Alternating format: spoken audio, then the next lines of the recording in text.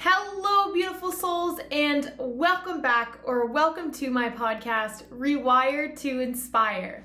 I am your host, Jessie Brown, and I am very, very excited to be jumping on the microphone with you all for episode number 184. If you missed my last episode, 183, are you letting your negative thoughts win? I definitely encourage you to check out that episode if you haven't already. We've been talking a lot about our mindset and those conversations we have with ourselves and how we have more control over our mental health than we realize sometimes, because it's easy for our mind to take over and to convince us that we have less control than we actually do. And so that has kind of been the theme lately. I am super excited to be jumping on here. Gotta fix my microphone here. I was sitting here and I wasn't supposed to record today. And I'm like, I'm kind of feeling it. I'm in the mood. And so if you're watching video and you're like, girl, your hair is a little bit crazy, that's what's going on. I didn't really plan to jump on here today, but nonetheless, I don't care. I'm so excited and I'm so happy and I'm so grateful. And today's episode surfaced because I was sitting here journaling, as I do try to every day. I'm definitely not perfect, but I try to get in there every single day and just reflect. And a large theme of the things that I've been journaling about lately is around awarenesses that I've been having about myself, recognizing, oh, I noticed I had this trigger. I noticed I felt this way. I noticed I'm feeling this way in this moment, having healthier coping strategies. And I'm just like, girlfriend, when's the last time, or have you ever validated signs that you've healed?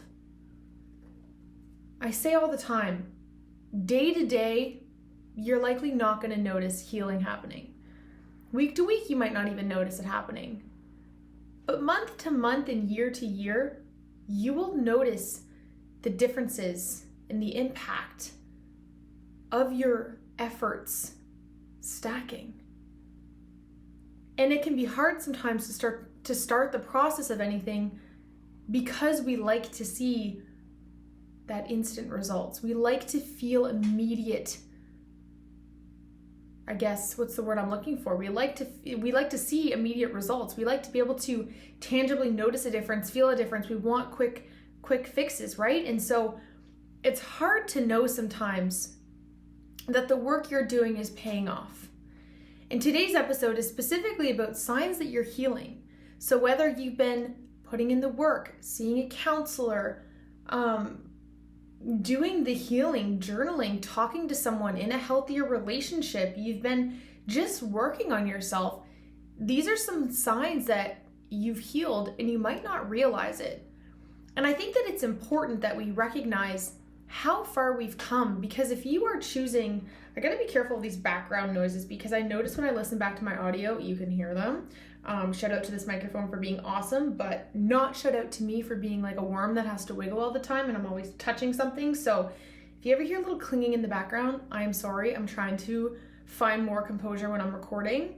I just get really, really excited. And also, like I said, I'm a worm that's always wiggling around. I have a really hard time sitting still. So anyways, little tangent there because I just noticed that and I wanted to validate that in the audio in case anybody's noticed. Where was I? Signs you've healed. Giving yourself some credit. Giving yourself a pat on the back. Recognizing how far you've come. And even if you're sitting there and you're like, well, I haven't really done any of the work yet. Well, I know I need to start healing. Oh, I'm just scared. Even that is already huge.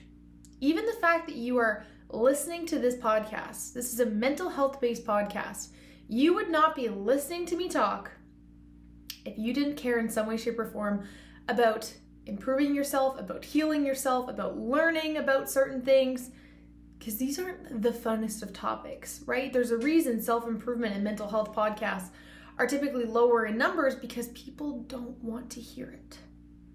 We need to hear it, but sometimes we don't want to.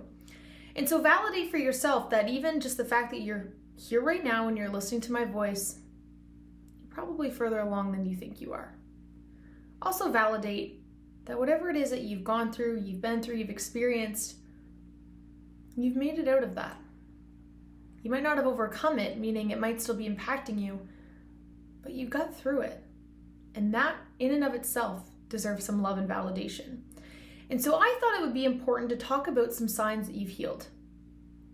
Because I think it's just important to cheer ourselves on and to have a little fresh slate sometimes. I was explaining it to my partner the other day that since I turned 25, like this last week, I almost feel like my life before that is behind another door. I feel like I've just entered into a new room. And I know that I can go back through that door and visit anytime, and it's still there. But I've chosen to just embark and step into a new chapter of my life. You can quite literally do that at any time. You don't need permission from anybody. You can choose at any time to turn the page, to show up differently. It's nobody else's life but yours, and you are in control of that. And I think that that is one of the most beautiful, freeing things in the world. You get to decide and write your future. Okay, let's dive into some of these signs. And I hope that these resonate with you guys and that you can just be like, hell yeah, I'm proud of me. And I hope you are proud of you. So the first sign that you've healed more than you might realize is that you're getting more comfortable allowing yourself to feel how you're feeling. When we have experience in our life that we learn to believe like our emotions don't matter, we can have a really hard time allowing ourselves to feel certain emotions. So if sadness was labeled for you as a bad emotion, anger was labeled for you as a bad emotion, anything outside of being happy, for a lot of us, was labeled as a bad thing. And I think in a lot of ways still is. But if you're allowing yourself to just feel your emotions, even if it's not just happy, that's a sign that you've healed more than you realize. Allowing yourself capacity to feel your feelings is not an easy thing to do. I have the feelings wheel here, which I would take off and show on video, but I will probably knock this thing down. There's pictures on it. I'll probably knock it down and it'll be a thing. Google feelings wheel. There are so many emotions, you guys, so many. And we allow ourselves to feel one of them, and it's like all the other ones don't matter. So when you've allowed yourself to begin to just accept that how you're feeling is how you're feeling, and to notice that, that also means that in that moment, your mind-body connection is back online, which means you are in a state of window of tolerance. You are in your body. When we're in our body, that is the best place that we can be. And the only way that you would be comfortable allowing yourself to feel your emotions is when you're grounded, when your thinking brain's back online, when you're not in fight or flight. That is a huge sign that you have healed and that you have put in the work to get there, because that takes time to be able to feel that, especially if you've been on autopilot or in a survival state for a lot of your life. Number 2, I love this one. You've become aware of your triggers and your limits. This is like the first thing, one of the first things that I used to work on with clients is identifying what their triggers are. Sometimes this would take months, years. We all have triggers that we don't even know are triggers. A trigger could be anything from a specific range of someone's tone of voice. It could be a smell, it could be a taste, it could be a sensation, it could be a certain song, it could be a certain food. Quite literally anything could be a trigger. Even the way somebody looks at you could be a trigger or a potential threat to your brain, depending on your experiences. But when you start to become aware of what your main triggers are, I know, for example, as soon as somebody looks at me a certain way and is yelling at me, instantly, I'm not online. You've lost me. If I see somebody being rude or belittling somebody else, instantly triggered. Especially if it's someone older to a youth. Oh, I get rattled, bothers me, triggers me. Any type of violence, I cannot watch any type of Any movies that have any violence in it, anything that pops out, any sudden changes, loud music, being scared is like my least favorite thing in the whole world because it actually really overwhelms my system. And so I've started to identify those over the years. Whenever I would notice myself get triggered, for a long time I would write it down. This is what happened, this is how it made me feel. Become friends with your triggers. They're there for a reason because they remember associating with some kind of pain. And so if you're becoming aware of what your triggers and limits are, and bonus points if you're able to vocalize that so that you can ask for what you need, my love, you have done more healing than you realize. Even if you're like, Jessie, I know my triggers, but they still bother me. That doesn't matter. You'll get there. Noticing them is already huge. Not being naive and saying, I don't have triggers. It's like, we all do. We all do. They look different for all of us. Different severities. We all have triggers.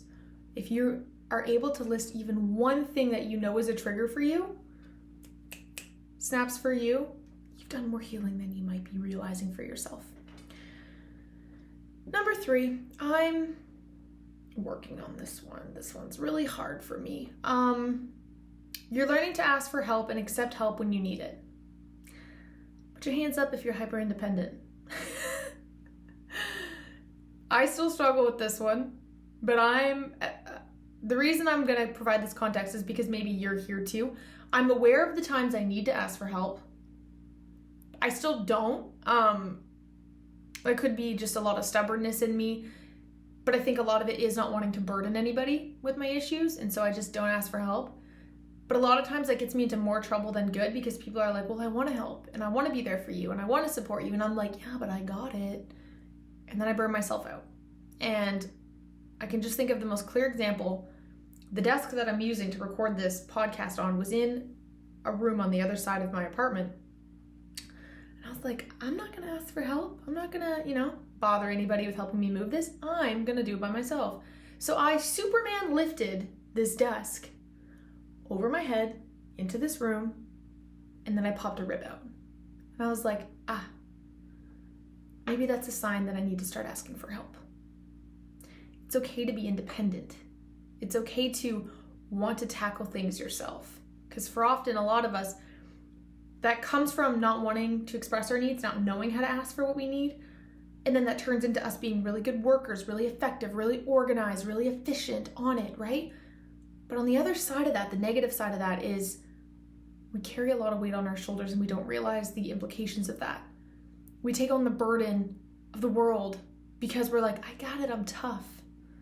We learn to feel and are raised to feel like you just need to figure it out.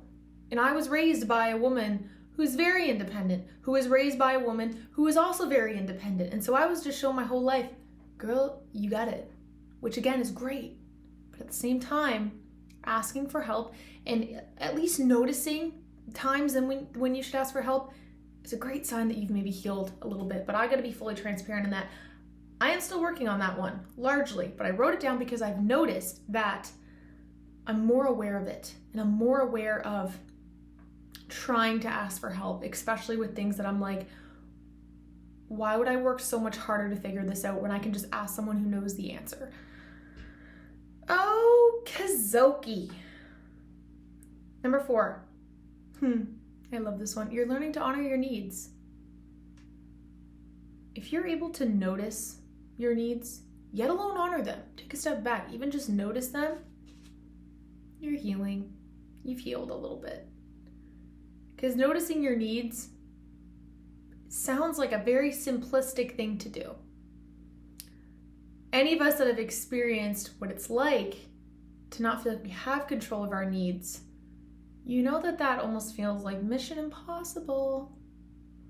So if you're in a place where you're able to honor what your needs are, even simply noticing them. By needs, it's like, I'm hungry, I'm tired, I need a hug right now, I need to talk right now, I don't have capacity for that right now, I don't want to do that thing. What your needs are is an expression of, or being able to identify that is being in tune with your body, which again only happens when that mind-body connection comes back online. It's hard to think rationally and logically and to tap in when we are overwhelmed. And so if you're able and sitting there and you're like, I'm able to notice and honor what my needs are, that is huge and that is a big deal. And being able to do that and then openly communicate that, baby, we have the recipe for a happy life. So that is number 4. Number 6, you're starting to realize that you're so much more than what happened to you. This one largely sticks out for clients that I worked with that are sexual assault survivors, domestic violence survivors, and their life would just be under the lens of what had happened to them. Their whole identity would be around that, which again, from a neuroscience trauma-based perspective, it makes so much sense. And we would work so diligently and carefully and with love to just reframe that you are not your trauma. Your trauma happened to you. And I'm so sorry that that happened to you. But that is not you. How that's impacted you, that's not you. And so when we begin to realize that our trauma was not our fault, that our experiences were not our fault, and we give ourselves permission to validate that and feel that and just take off a little shame from our shoulders, and we can just differentiate the two, that's a huge sign that you're healing. I think a lot of us get stuck in the loop of victim mentality, which is a sign, after we experience trauma, where we get stuck in that headspace. And I think that it's okay to be in that headspace for a little while, but when that is your narrative your whole life, it's not a healthy place to be in. We need to begin to allow ourselves permission to separate the two. My story is my story, but I am not my story. That does not make up all of who I am. Your experiences and your traumas do not paint the whole picture of your life. They are a part of you. They aren't you. And so if you're in a place where you're able to just say, I went through this, I experienced this, but I know that that is not me and that is not my whole purpose and story, that is a really great place to be in. And as always, I never want to undermine or shut down or ridicule or shame anybody who might be feeling that way, because for so long I held on to that identity too, but it really held me back in a lot of ways, because when we paint a picture for ourselves, we will believe that and think that that's all we're worthy of. You are so much more than your experiences, and I'm just feeling pulled on my heart to say that I'm just sorry for anything that you've gone through, that you felt you've had to adapt your life to view through that lens. And you're so deserving to do the work to get to a place and to do the healing, and deserving of the love and care it takes to do that healing, to get to a place where you're able to separate those two. Okay, I think we're on number 7, maybe number 6. I've lost count, you guys. I get into flow sometimes and I mess things up. But on to the next. I have 2 left. You're learning to meet yourself with compassion. You guys, we need to be kind to ourselves. We need to meet ourselves with compassion. I am the first to raise my hand to say, I am my own biggest bully. I am so mean to myself literally all the time. But for the first time in my life this last couple months, I'm noticing that it's happening and I'm challenging it. But when you can meet yourself with compassion and say, it makes sense why you're feeling this way. You're not the only human who feels like this. A lot of people struggle with this. I'm sorry for what you went through. You're so deserving of love. Just having a little compassion for ourselves of how we feel things, why we feel things, where they come from, what we've gone through, where we're going, having compassion for ourselves, because trauma in and of itself sucks already, and it smothers us with shame after.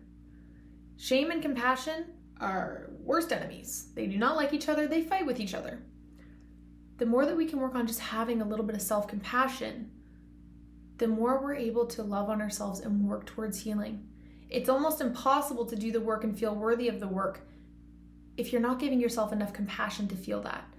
And so if you're learning to meet yourself with just a little bit of love and understanding and compassion, you're in a great place.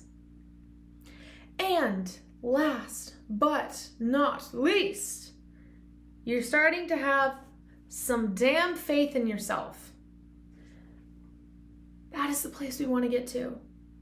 If you're starting to have some faith in yourself, in your future, in your capabilities, in your life, in your potential, that's a great sign that you've done some healing. Because those of us that do not believe in ourselves, there's pain there. There's something there. I don't care what anybody says. If there's a reason that you're holding yourself back, you're neglecting yourself, you're downplaying yourself, you're not believing in yourself, that comes from something. It comes from something. And so if you're in a place where you're like, I believe in myself even a little bit, even if it's something really, really tiny, that is an ounce of healing. Whenever you can get to a place where you believe in yourself and you take action, that also just amplifies the healing cycle. Because you're challenging your thinking, you're getting outside your comfort zone, but that only comes from when we start to believe in ourselves. And so if you're in a place where you're like, yeah, I have a little belief in myself, I don't know how I'm going to get there, but I believe I could do it, that's a great place to start. All of these are just so beautiful in their own way, because as much as reading them, each of them seems insignificant, I know the implications of how heavy each of these are. And what it feels like to not know your triggers and for your body to take over. And what it feels like to not believe in yourself. And what it feels like to have no compassion. What it feels like to feel like your needs don't matter, your life doesn't matter, nothing matters. If even one of these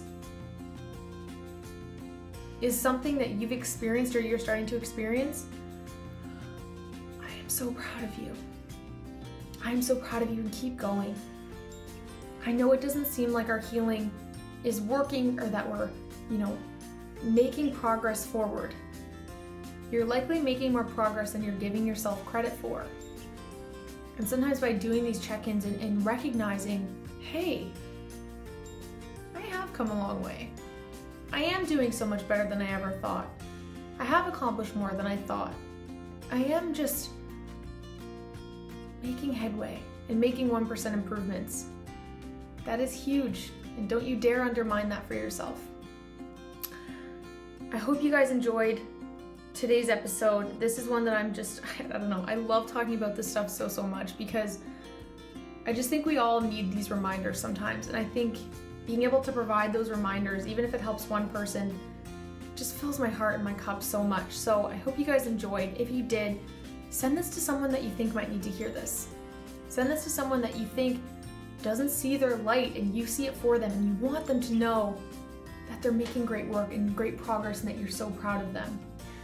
If you enjoyed today's episode, follow along on my YouTube journey, subscribe, leave a comment or review below on any platform podcast that you're on. It truly does help me grow and how I'm able to reach even more people, which is the mission that I'm embarking on. So thank you guys so much. I hope you're having the best Thursday. I hope you have the best rest of your week, and I look forward to chatting with you all on Tuesday. Bye, you guys.